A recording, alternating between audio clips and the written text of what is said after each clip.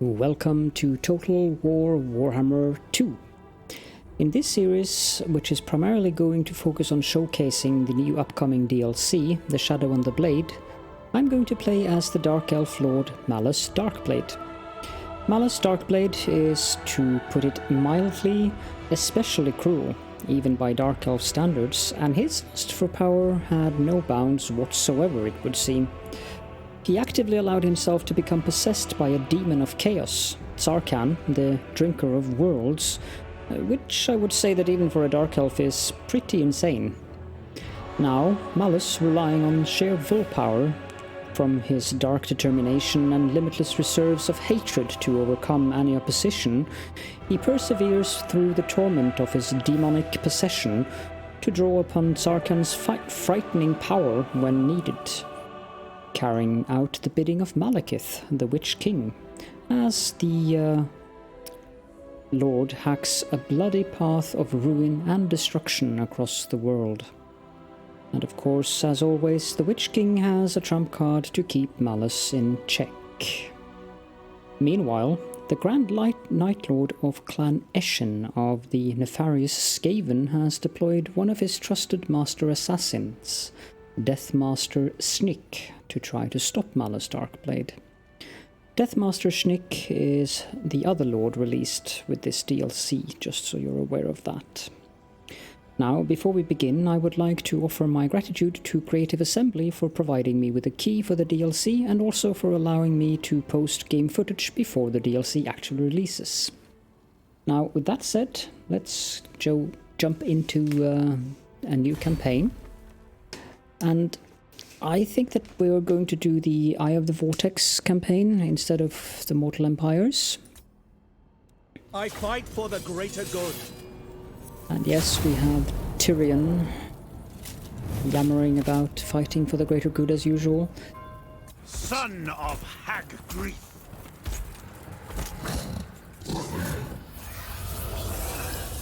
So, this is Malus Darkblade. As you can see, he's there is something slightly wrong with him, as you can see there.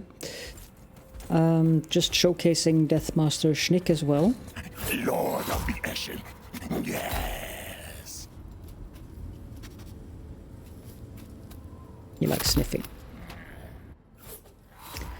But yes. Shut up, demon.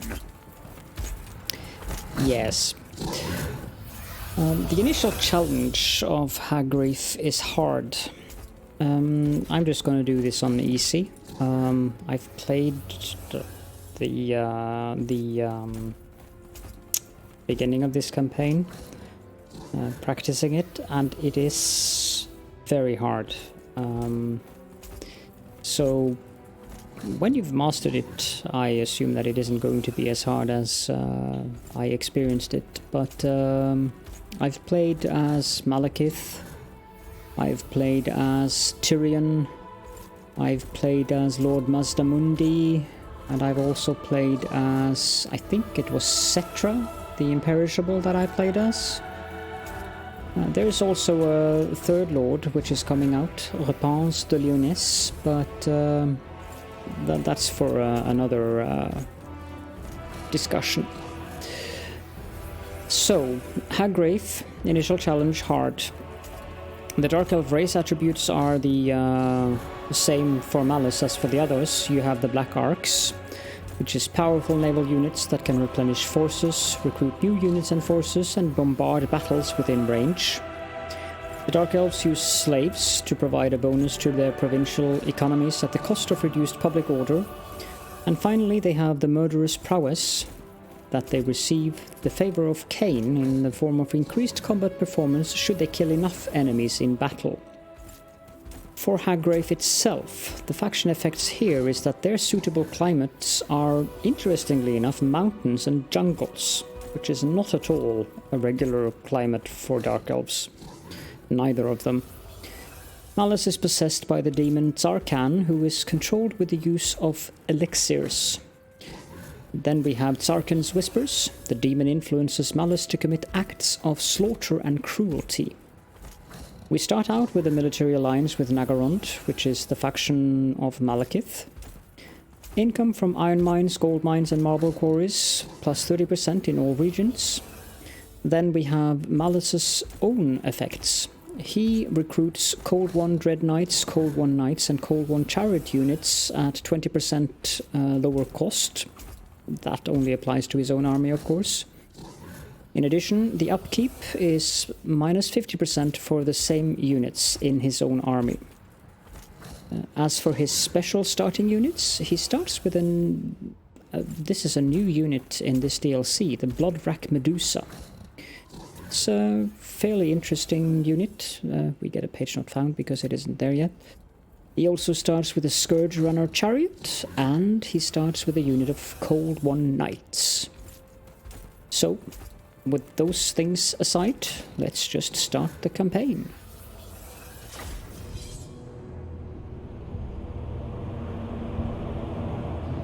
Zarkan, a demon cruel beyond compare, imprisoned by fools who sought to harness his dark might. All soon perished. Still, the demon could not slip his chains. Millennia passed, then mortal greed found him once more. The drinker of worlds was loose. Yet, in a twist of fate, Zarkan's liberator became only another cage. Raging at their undesired bond, demon and host enact vengeance upon this world.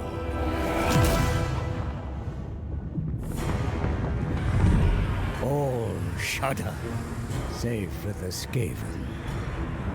Deep in their under-empire, noisome warlords plot to seize this hell-sent power. The Eshin Master Assassin must hunt it down, else lose his Night Lord's capricious favor, a fate every Skaven fears. So Snikch's poison blades will find their target, whomever it may be.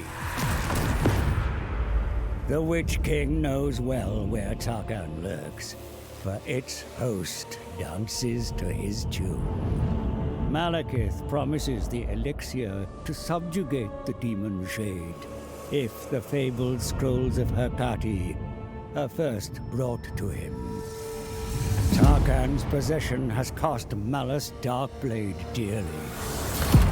He cannot refuse. To the rat-infested Southlands he must go. Rat Deathmaster and Druki Tyrant, bound for battle, but neither knowing it yet. All the world will quail when shadow meets flame.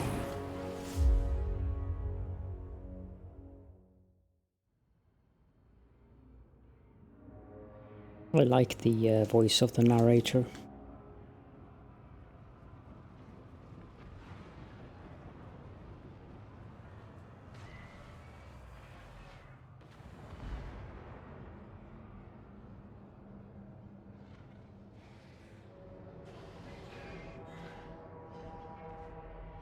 I would read this, but then they suddenly disappear while I'm reading, so...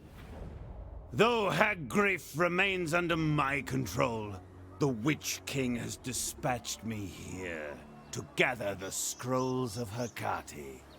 Aha! I must quieten my mind and let nothing distract me. Just off these shores, a black ark stands ready to unleash devastation upon my enemies, here and across the waters in the Southlands.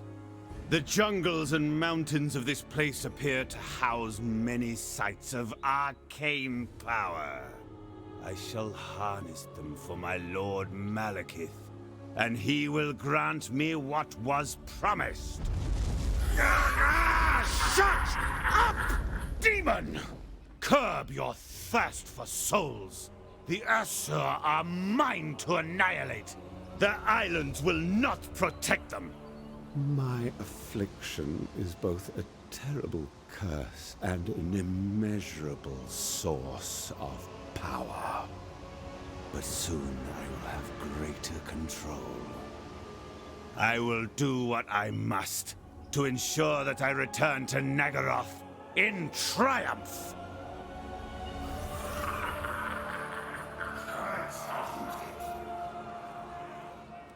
So, yeah.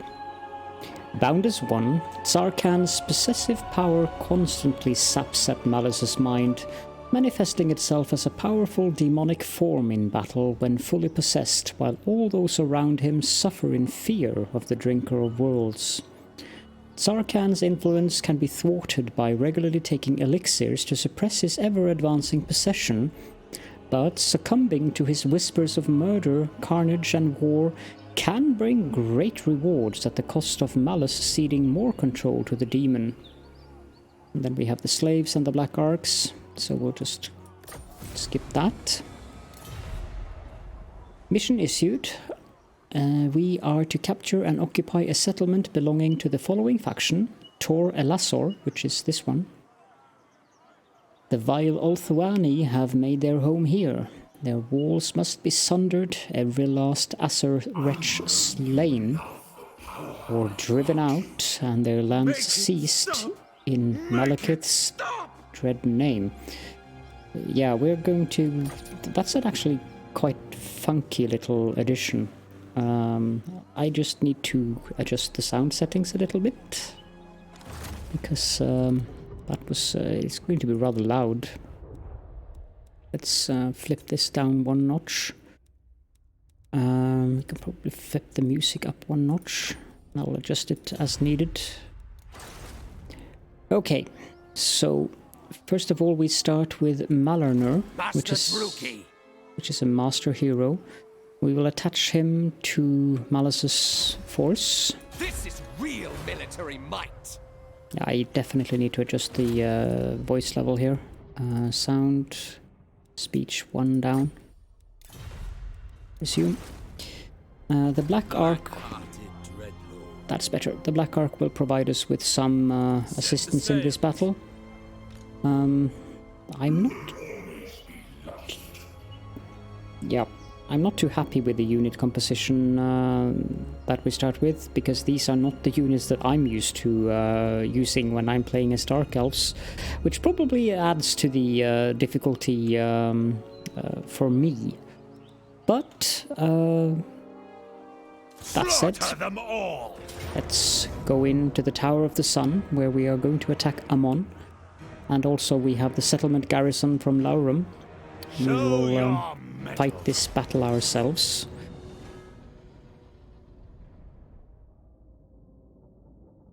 Of course, we can always send in the heroes, but having the Black Ark does help with giving us access to certain spells that will wreak havoc on the enemy units.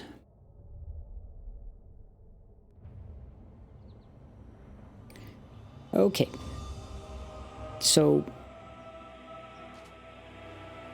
as per usual, this is the new unit, the Medusa. She has a very, very impressive spear, and I guess we can call her a tentacular being as well. No? Yeah, the snakes can they can serve as tentacles for this purpose. We have the Dark Elf Dark Shard units. We have the Bleak Swords, the Dread Spears. The graphics in this game is very nice, I must say. Over here we have our Cold One Knights. They are quite eager. We also have this rather pretty chariots, the Scourge Runner chariots. They are a ranged unit, but I also assume that they will do some nasty damage in melee. I'm not sure if we'll get this. No, page not found. And finally, we have Malernur, and of course Malus Darkblade himself. Okay, let's try to make a decent unit composition here. Let's put the Dread Spears here. That's a bit excessive in terms of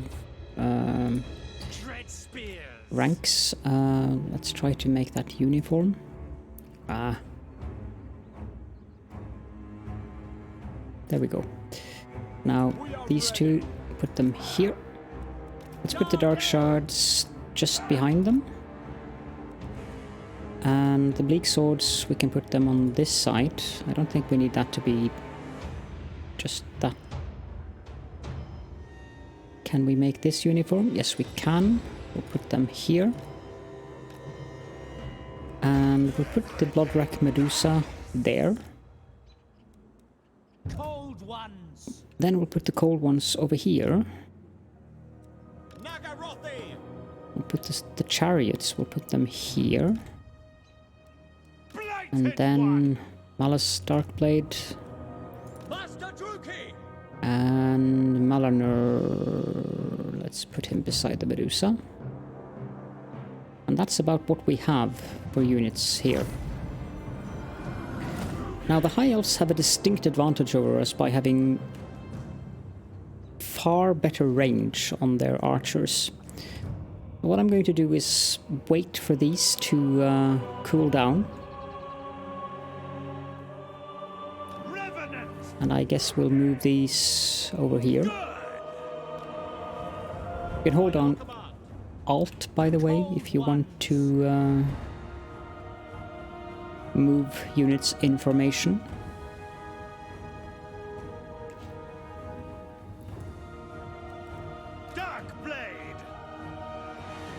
Now, would you elves please do me the favor of standing still? I would be much obliged if you would.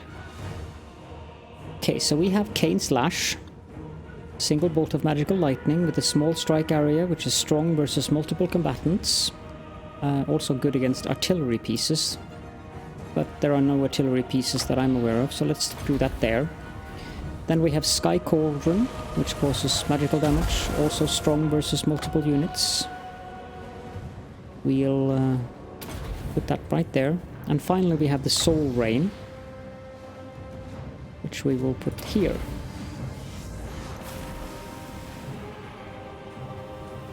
And of course they are moving out of it, the cowards.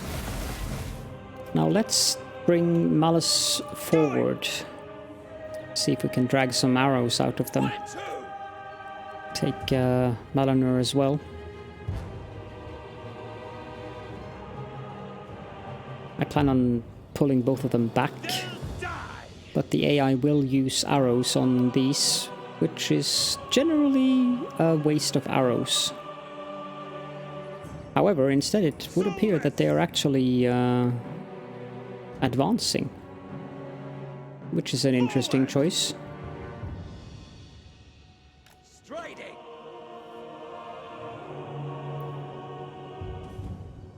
The cavalry, Illyrian Reaver archers and Illyrian Reavers.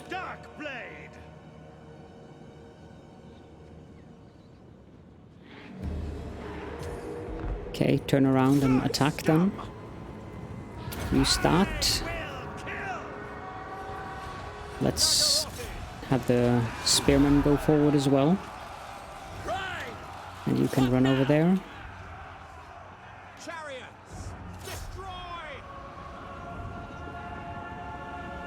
Now the prince is over there.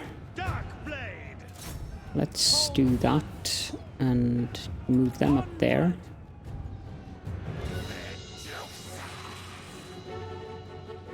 Let's move her forward. And you can attack these.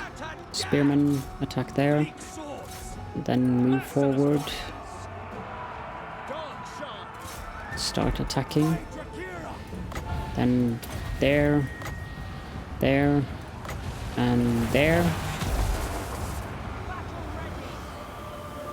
And send those in there.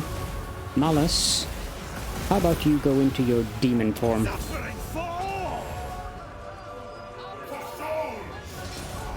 Perfect.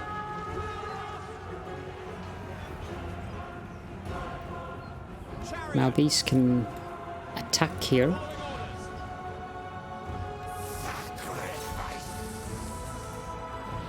You can do those two. And Dealers in death, dark sharks. Chariots. No mercy. Dark Elves. those are fleeing, so is the Lord.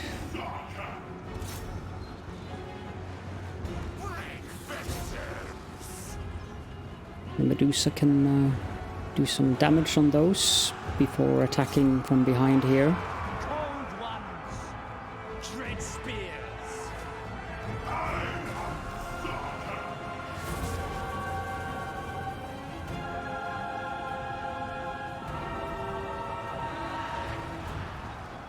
Our cold ones are suffering. You attack those.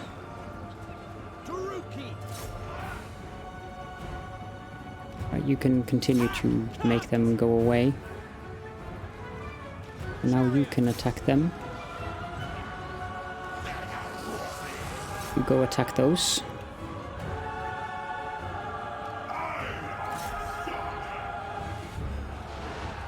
Let's do some damage to these.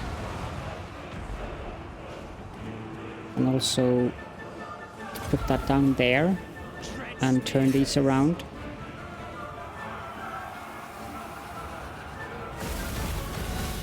Ah, too late. And there we go, victory. Probably a Pyrrhic. This is definitely not a decisive. Oh, wow, it was actually decisive.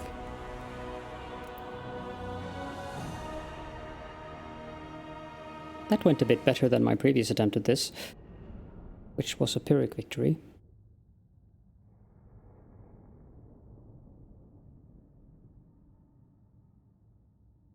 We only lost 125.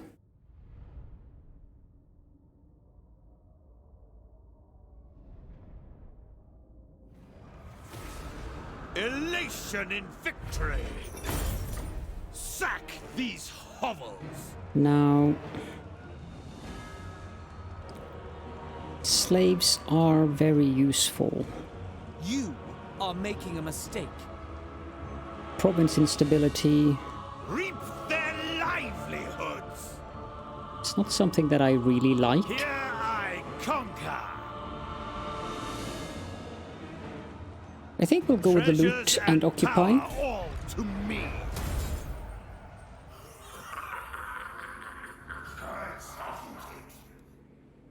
Indeed, Lord not moved. We have Pardek up here. We'll move him towards the Temple of Cain. In my stead. We just quickly adjust the camera settings here. Do the animation settings for fastest. Allied faction fastest. Enemy faction on fast. Neutral faction on fastest. We don't really need to see them. Then we have research. Not much of a choice here. Choose or die. Hostile takeover. The wealthiest dreadlord of Hag Graef sends you a large sum of bribe, or to bribe you into giving up on your Drakau position. The money would certainly be useful and boost your treasury considerably, as it is currently almost empty. Once the mission for Malekith is complete, taking back what is yours should not pose much of a problem. However, the mines of Hag Graef could keep the expedition running for some time yet. So, we can choose between getting plus 50 growth in all provinces for 5 turns and 20,000 gold, but then we'll lose these provinces, or we could just exile the filth.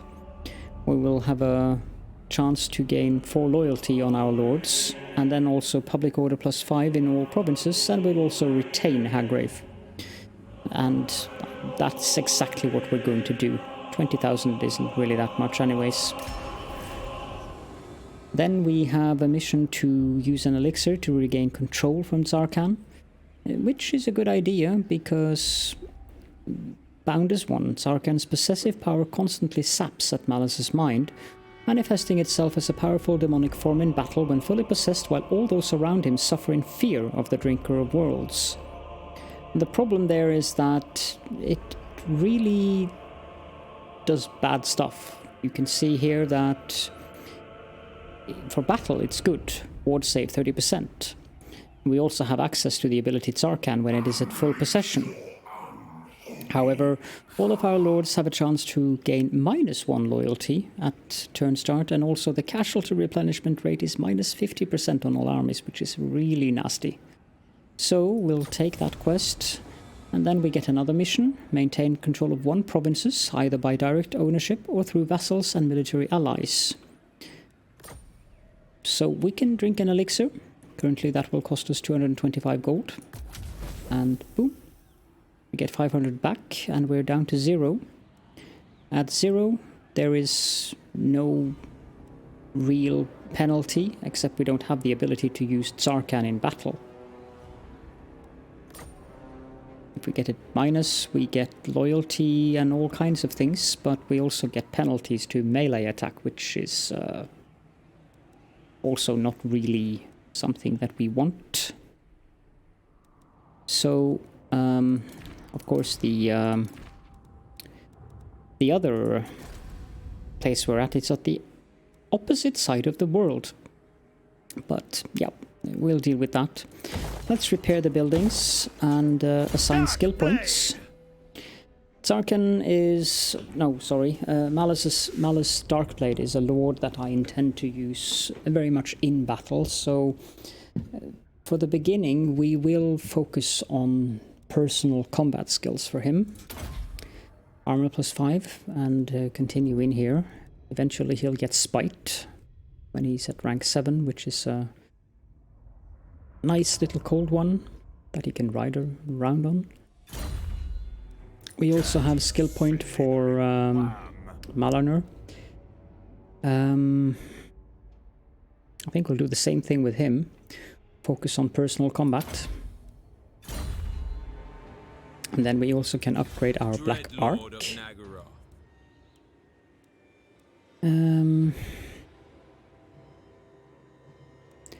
This gives us +5 to growth, but this one gives us +10. So we'll do the Black Arc into level 2, which will make the Black Arc stationary. Will stand in the stance Dread Expansion, so it cannot be moved. And we'll let the army rest inside the Tower of the Sun to replenish, and also to try to maintain the public order, however difficult that is. We probably should recruit some units though. So locally we'll recruit 2 Black Arc Corsair handbows and 1 unit of Dread Spears. And we will end the turn.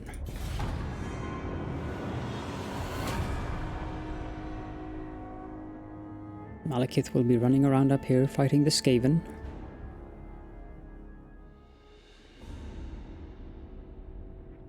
And the turn time in this DLC really has been improved. Okay, so now for the Tower of the Sun, our current public order is +7. 13 of that is from the presence of Malus in the colony. Shut up, demon!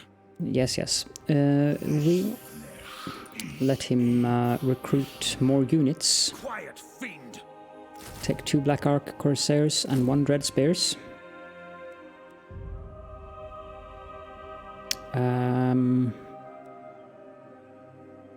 Also think that we'll recruit 2 units of Black Arc Corsairs on the Black Arc itself. And with that, we now need to search any ruined settlement for treasure. Now, that's why I moved Pardek, so let's go to the Temple of Cain and search. And then we get one of these puzzles. Throughout the world, the Old Ones left vast troves of power for use by their most trusted servants. To prevent such power falling into the wrong hands, they placed wards and cryptographic locks over them. As millennia have passed, these wards have weakened, but the arcane locks remain. To access the treasure, solve the puzzle. Solitude is always desired. And while I solve the puzzle, I will pause the recording.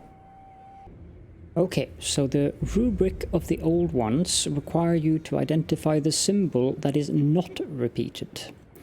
On this one, you have this, which is repeated twice. You have this one, which is repeated twice. You have this one, which is repeated twice. You also have these ones, which is not an option. This one is alone, so the solution should be, with some trepidation, this one. And it was. Succeeded. Whether or not the old ones have guided your hand, you've solved the puzzle. So we get the Shield of Ptolos, which will be useful on Malus. Plus 1,000 coins and 40 scrolls of Hecate.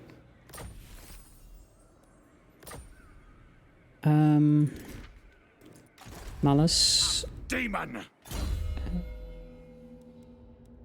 Let's give you the Shield of Ptolos. That'll take one turn for him to equip. And since we're recruiting, he needs to be left in the Tower of the Sun, so let's end the turn.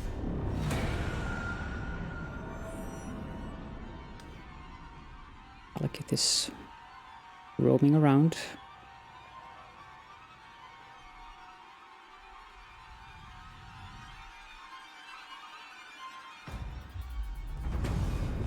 Now, we should engage in some diplomacy. Grond does not have an available trade route. The Forgebound do, so let's see if we can entice them into both a non-aggression pact and a trade agreement. Indeed. That's handy. Vicious warrior. Klar Karond, we have the same option with them. Do you wish to die? Gladly. Thank you. The Deadwood Sentinels over here. Words have the power to wound. They seem rather unwilling. Let's see if we can at least have a non-aggression pact. Nah.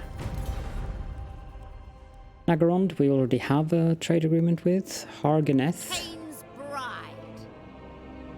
They don't really like us, do they? Don't waste my time with petty intrigue. We'll sign a non-aggression pact with them, though. I have no desire to fight up here anyways. As for the other factions, the Beastmen Warherds, no, I don't think we will mingle with them. The High Elves, they are cattle for our slave pens and so forth. We have the Terrors of the Dark Straits. Vampire of the waves. I like this vampire pirate thing. And also we have the Skaven with Clan Eshin. They are not very fond of us, so we'll just ignore them as well. Lord not moved. Now, we need to move this out of that stance. And I want to... Ah, we don't need to. So we have plenty of units here now. But we don't really need those. Let's put them in the army and move the Black Ark over here. Let's also move Malus over here. Shut up, demon! I have a feeling that that will get annoying. Settle the Temple of Cain. Or colonize it. And build a Black Spire. And end the turn. I'll probably remove that camera setting thing. I'm not going to use that again. We've encountered the Ripperhorn tribe. Yet another Beastmen tribe. Baying for blood. Bardek, you can just continue to move over to Storag Core. Now, Malus. we will bring him into Tor Elasor. Glory to Cain!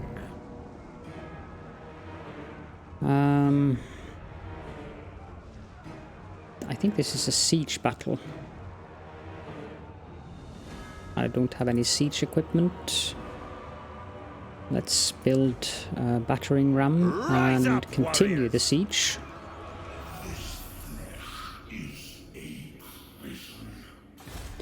Yes. I control you. And you can just stay there. Black-hearted dreadlord. So we'll end the turn.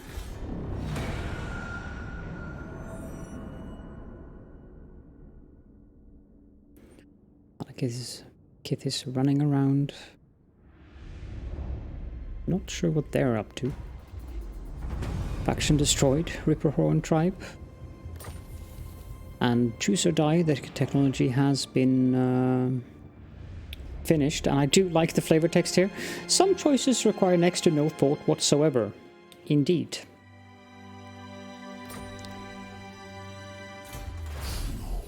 Now, we can choose Driven by Vengeance, which will reduce the recruitment cost for Dread Spears, Dark Shards, and Bleak Swords, and then branching out into these three. We have Battler's Business, which improves our battle from raiding and post-battle loot, and also helps our Black Ark Corsair units, and also the Dark Riders. And then there's the Founded on Tyranny, which improves our growth and also public order.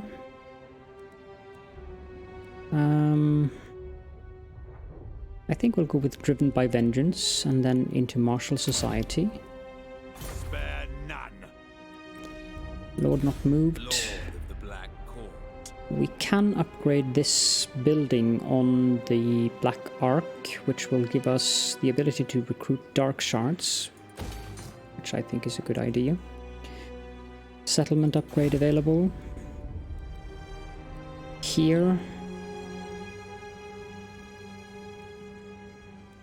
Let's build an artisan's house and upgrade the Darkhold. And I'm not sure it's a good idea to actually build that yet. Let's keep this in the regular stance. I'm not sure if it affects its ability to give us the spells. This battle, I think we will just auto-resolve. Gives us a Pyrrhic victory, but they'll have to stay around there for a while. Let's loot and occupy. Enemy killed in battle, Kiriella. Sniff, sniff. We gained a banner, the Standard of Discipline, +4 leadership. And we can level up. Tyrant of Nagaroth. Dreadlord of Nagaroth. Now we can upgrade this building. I am no puppet. Well, let's repair the buildings. Assign skill points. I think we will go with Blademaster.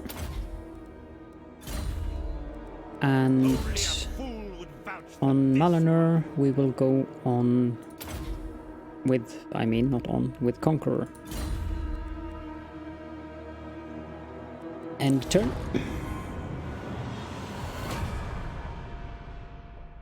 Ah, I forgot about Pardek.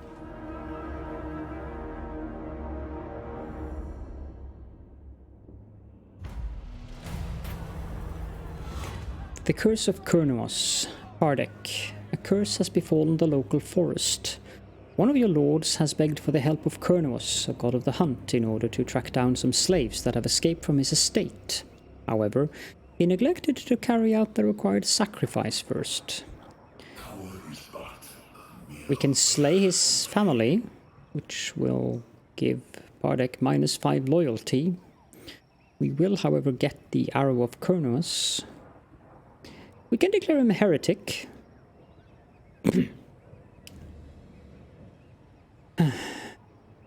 Which will wound him. Owning factions favored corruption +5. Or we can organize a hunt, which will give him 750 bonus experience, minus 1000 to the treasury, and on turn start, lords have a chance to regain 1 loyalty. I think we'll go with that. Legendary Wrangler. Now we got a mission to defeat the following lord's army in battle. Obside the Plague-Ridden of Clan Moulder, who has landed on our island. Malus Darkblade is determined to see through his end of the bargain with the Witch King, but it seems nothing is ever plain sailing for the tyrant of Hag Graef. While overseeing preparations for the first consignment of scrolls to be sent back to Nagaroth, Darkblade received a message that a squalid brood of ratmen had emerged not far from their location and were closing in fast. It may not be much of a surprise to be harassed by the vermin of Skaven wherever one is in the world, but Darkblade can ill afford to take this threat lightly. Grotesque and highly dangerous rat ogres have been spotted in the ratman horde's ranks. The first shipment cannot be compromised. Darkblade will have to put the pestilent threat down.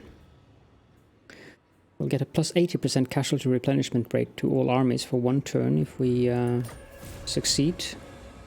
Also, we need to ensure that we have built 1 dark tower in any settlement. And we need to destroy the faction Tor Elasor within 12 turns. Clan rats, Skaven slaves, rat ogres, those are not good at all.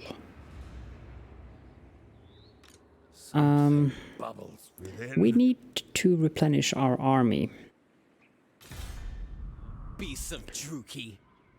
Let us go search these ruins. And again, we get one of these. And again, it would seem that this symbol is the one that is not repeated. We get an evil choir master, plus 6 public order to the local province, 40 scrolls of Akati, and 1000 gold.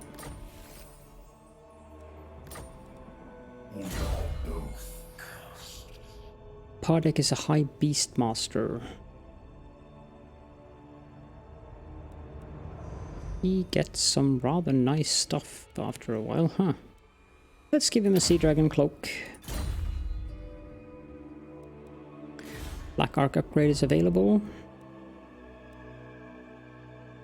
These increase the ability or the damage of the spells. But I think we'll go with the Dark Elf manners for now. And I think that this is a good place to end the episode. So we'll continue in the next and see if we can deal with that Skaven army. So thank you all so much for joining me, and I will see you all next time.